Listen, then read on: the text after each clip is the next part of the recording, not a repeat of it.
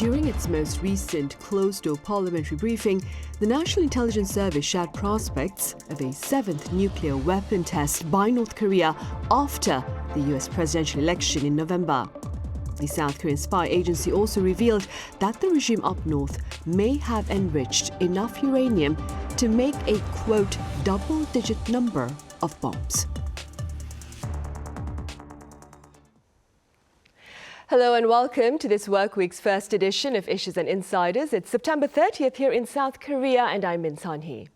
Intelligence authorities here have shared some concerning prospects about the nuclear weapons threats posed by North Korea amid major political transitions over in the US and in neighboring Japan. To further address these concerns, I have Bruce Klingner, a senior research fellow at the Heritage Foundation. Mr. Klingner, Bruce, it's a pleasure to have you here. Well, thank you for having me. Right, then let's start off with your thoughts regarding tensions here on the Korean peninsula. What are your thoughts with regard to North Korea's chances of conducting a major nuclear weapons test around the time of the US election in early November? Well, we've been waiting for a seventh nuclear test since March 2022, when both Washington and Seoul said such a test was imminent. Obviously, that hasn't occurred. We know that they're going to do another nuclear test to test this new generation of battlefield nuclear weapons. Whether they tie it to the timing of the US election or not is uncertain. If they were to do it to try to sway the election, I don't really think that would have much impact on American voters. They're going to make their decision for the two candidates based on many other considerations. But if North Korea was thinking of trying to re-engage with the United States, particularly if President Trump returned to office, they might do a provocation, blaming it on the Biden administration and then saying that only President Trump could solve the Korea problem, and then perhaps reach out with offers of a peace declaration or a peace treaty. So if they were to do it, it perhaps would be after the election, if President Trump won. But I think more likely it would be based on their developmental needs for their nuclear weapons rather than trying to influence the election. Right. What response from the international community do you recommend in the event of a seventh nuclear test by North Korea? Unfortunately, there seems to be little the international community can do. Any nuclear test or missile launch of any kind is a violation of 11 UN Security Council resolutions. In the past, Russia and China were angry enough after ICBM and nuclear tests to allow an incrementally stronger UN resolution, and then they would enforce sanctions for a period of a few months and then resume turning a blind eye to North Korean violations. The last couple of years, both Beijing and Moscow have been more obstructionist in the UN Security Council. They've prevented the United States and its partners from introducing stronger UN resolutions. And also with the end of the panel of experts at the United Nations, it's harder to identify and rally support for actions against North Korean, Chinese, Russian violations. So, that said, the United States, as well as the rest of the international community, can enforce existing sanctions more strongly, but unfortunately, Washington and other nations have been holding back on fully implementing measures, particularly against Chinese banks and businesses. Keeping in mind what you've just said, Bruce, there has been talk among critics with regard to the structure of the UN Security Council, calling for the need for reform. What are your thoughts regarding that? Well, some would argue that there needs to be a reshaping of the Security Council, given changes since it was created after World War II. There are arguments as to various nations should be included.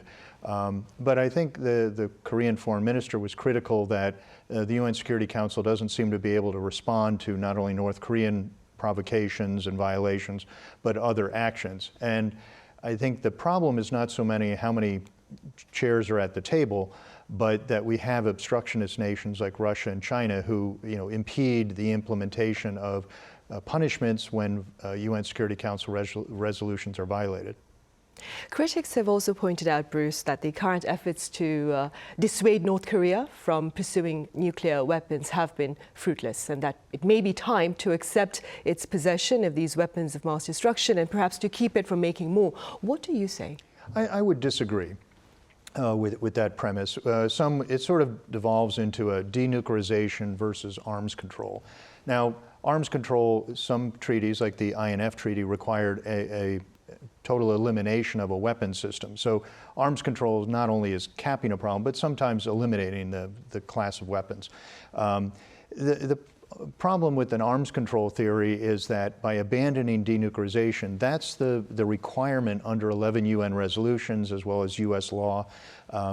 And so it would be rewarding bad behavior, and it would also eliminate the legal basis for much of the sanctions enforcement, which is designed to try to pressure North Korea to abide by the resolutions and come back to negotiations. I think we always have to try for diplomacy, but I don't think we offer a major concession just to try to get North Korea back to the table by going against the UN resolutions as well as undermining the non-proliferation treaty.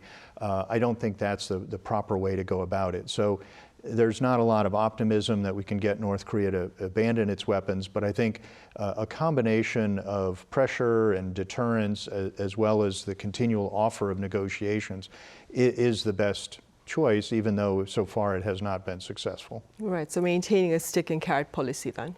Right. Bruce, how do tensions on the Korean peninsula today compare to those of perhaps 30 or some 20 years ago? And how do you explain the escalating hostility? Well, the Korean peninsula always seems to be on the knife edge of tension or a crisis. I've been looking at Korean issues for 31 years now, so I well remember the 1993-94 crisis, which was very tense, and also the 2017 time period when many of us thought we were actually closer to war then than in 93-94. In addition to that, we remember well the Cheonan and Yeonpyeong-do crises when things were very tense, perhaps more at a tactical level. And in the intervening years, we've seen many times of tension. So right now, it's tense, but not as tense certainly as those times. And if we look back at the beginning of the year, some experts had even predicted that North Korea had made the decision to go to war. Most of us thought that was not the case, but that this year would be quite a bumpy ride. We thought there would be more physical confrontations or military confrontations along the northern limit line and the DMZ. And actually, for several months, it's been quite quiet, except for the trash balloons coming from North Korea. And then now sort of a resumption of missile launches, the revealing of a highly enriched uranium facility. So we may be in time for more provocations or tensions the rest of the year, but recently it has been quieter than many of us had thought it would be. You mentioned the trash balloons. Bruce, I'm aware that you wrote quite a bit about it this past summer. How do you explain North Korea's intentions with regard to these waste-carrying balloons being floated into South Korea? Well, I think they were initially, displayed or justified as a response to South Korean non-government organizations sending balloons to the north. And Kim Jong-un's sister, sort of said as much and sort of vowed that they would continue doing this or even increase them as long as the South Korean NGOs continued with their balloons. But even when the South Korean NGOs have not been doing it, North Korea continued to do it. So I think it's just another way of them trying to coerce or intimidate South Korean politicians, trying to stop the South Koreans from exercising their right of freedom of expression, which the Korean Constitutional Court ruled was acceptable. And the difference is that that's individual behavior as opposed to government behavior by North Korea. So I think they're trying to get those entities to stop sending the balloons north, which they see any kind of information going in North Korea as a threat to their regime. So I think they're fearful of information coming in as well as going out because they see any kind of outside information as a contagion which can influence the mindset and the behavior of their citizens. During the latest UN General Assembly meeting in New York, Bruce, world leaders talked about the raging wars in Africa, in Sudan, that's the civil war there, in Europe with regard to Ukraine's counteroffensive against Russian invasion, and in the Middle East, given Israel's war with Hamas and now its conflict with Hezbollah. What do you suppose are the risks of war here in Asia? Well, I think they're very real, though perhaps not near term. But the concern is that the potential is rising. Prime Minister Kishida of Japan has said that the Ukraine of today can be East Asia of tomorrow, clearly referencing Taiwan. And I think after the Russian invasion of Ukraine, there was sort of an epiphany in East Asia that we weren't in a post-war environment, that such similar activities could be undertaken by China against Taiwan. Experts differ as to how near-term such a conflict would be. I think Beijing is trying to achieve their objectives politically and through intimidation and coercion. So there is a much greater concern about a Taiwan conflict. Obviously, the Korean Peninsula is always on the edge of a crisis that North Korea could take action, but more likely a tactical level clash, as long as the U.S. and its allies maintain strong deterrence and defense capabilities, as well as showing our resolve. Both Washington and Seoul need to demonstrate not only the capabilities, but that intention to deter and, if necessary, defend and defeat any North Korean actions. I think the most likely area for a clash in the near term would be in the South China Sea. We've seen a lot of activity between Chinese and Philippine naval vessels and Coast Guard vessels and commercial vessels. So a tactical level clash may be most likely there, but then that wouldn't necessarily escalate to a more strategic conflict between the countries. I think naval activity is more easily contained than conflicts on the land. Right. Back here on the peninsula, Bruce, President Seol recently condemned the concept of two Koreas. He instead highlighted the importance of reunification here on the peninsula. How feasible would you say is his scenario? Well, I think the concept that he put forward in August is a better one than the previous 1994 plan, which called for sort of reconciliation, some would call appeasement of North Korea. Any kind of unification is going to be extremely difficult because the South Korean and North Korean systems are so different from each other. It's not like you can average out these two systems on democracy versus a dictatorship, free market principles versus a dictatorially directed economy, and human rights and a lack thereof. So you really can't reconcile those two. It has to be sort of as the Article 4 of the South Korean Constitution calls for, is unification based on the principles of freedom and democracy, which exist in the South but not in the North. So I think what President Yoon is trying to achieve is bringing more information into North Korea to highlight and hopefully improve the North Korean human rights conditions, bring awareness not only within South Korean domestic populace, but in the international community, and trying to bring pressure or at least coercion or a focus by the international community on the problems inside North Korea. It's obviously very difficult to bring about unification, but the intent is to change the regime as opposed to collapsing it or undermining it.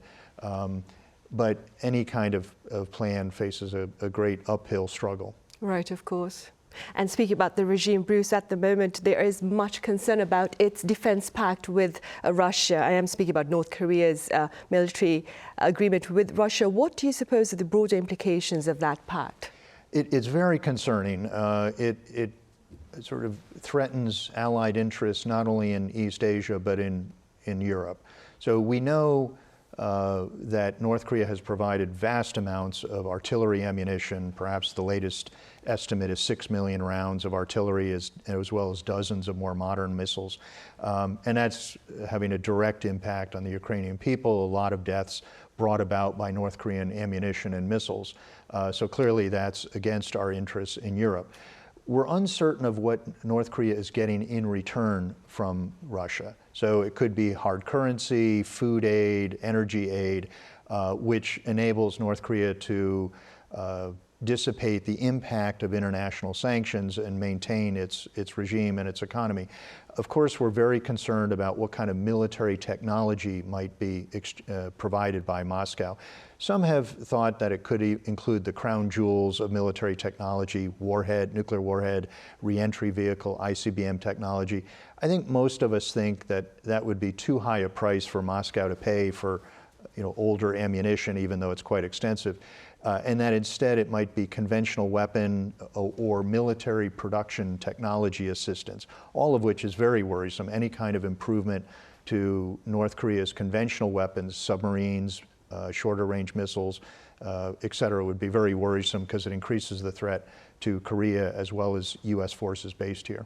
Right, and speaking about U.S. forces based here, Bruce, what are your thoughts with regard to the chances of a complete withdrawal of American soldiers from South Korea in the event of a potential Trump leadership? Well, during my visits to Korea, not only currently but in previously, there is a concern expressed by Korean officials about the previous statements by President Trump and some officials during his term of reducing or removing U.S. forces. Certainly that would not be done overnight, and it may be related to special measures agreement negotiations where the first Trump administration sought to make a profit off of our sons and daughters in uniform beyond the incremental increases that had been done during previous negotiation rounds. One would hope that any administration in the United States would see the strategic interests that we have in maintaining stability in Northeast Asia. It's in our own self-interest, economic as well as diplomatic, to have a stable region. And it's also in our strategic interest to have our forces stationed overseas, sort of like it's better to have policemen walking around at a bad neighborhood to prevent crime rather than having them wait at headquarters to respond to a crisis. So it's in our interest to have our forces in Japan and Korea, and they're directed not only against the North Korean threat, but the growing Chinese threat. So hopefully any administration would see the necessity of having our forces here for our own interests as well as those of our allies. And we have formal treaty requirements to defend our allies, particularly Japan and South Korea. Right. Advocates here, of course, will talk about the strategic interest with regard to the U.S. and shared interest with South Korea, Exactly. of course. And speaking purely as a research fellow now, Bruce, what is your assessment of the Yoon administration's foreign and security policies? I have been very pleased with the policies. I think they are very pragmatic. I think they're very principled. On foreign policy, President Yoon, even before he assumed office, pointed out that the U.S.-Korean alliance is the foundation upon which Seoul would base its outreach to Pyongyang and Beijing as well as Tokyo. So by having that firm foundation, it enables Korea to become a global pivotal state as well as assume a larger role as President Yoon pledged in the Indo-Pacific region. As for how much Korea has done now in the Indo-Pacific, I think it's still a bit early to see how much President Yoon's policies are different. And I think also some of it will be done kind of quietly by not sort of needlessly provoking the Chinese dragon, but doing things that work better in concert with Southeast Asian nations, as Pacific Island nations, as well as the United States and Australia and Japan and others, to not only address growing security concerns and threats in the region, but also economic diversification away from an overdependence on the Chinese economy, which has enabled Beijing to date to coerce or intimidate or punish smaller nations like Korea. Right. All right, Mr. Bruce Klingner, a senior research fellow at the Heritage Foundation. Thank you so much for being here in person to share your thoughts on concerns and challenges with regard to security in this particular region. Well, thank you very much. It's a pleasure to be here. Right, well, that ends Monday's edition of Issues and Insiders. Tomorrow, that is Tuesday, October 1st, is Armed Forces Day here in South Korea. And this year, the day has been designated a temporary holiday. So happy celebration and see you same time on Wednesday.